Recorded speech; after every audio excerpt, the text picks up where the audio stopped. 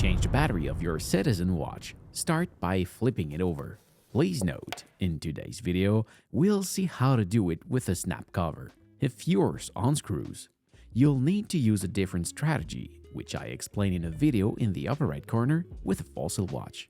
In this case, it's a bit difficult to see and especially to find, but there's a very small opening on the watch cover. This is where we'll need to leverage to open the cover. I recommend putting a piece of cloth over your watch to prevent any accidents and scratches.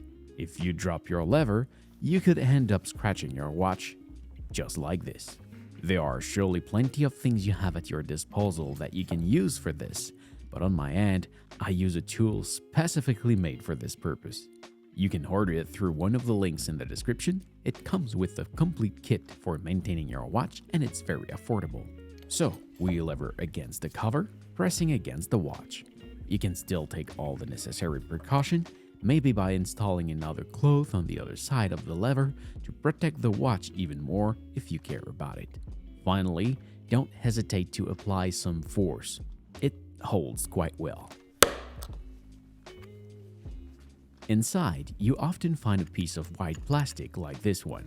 You'll probably need to remove it to access the battery. When removing it, be sure to place it next to the watch in the same direction as you'll need to put it back in. The battery should be held in place by one or two small clips. Using a plier, try to find the best angle to remove it. Take note of your battery's model number. You'll need to replace it with the same model. Mine is a SR621SW. You can order one using the link in the description. Place the new battery in the same orientation as the old one. Generally, the positive side should be facing up. Without applying too much force, push on the battery until it clips and feels well in place.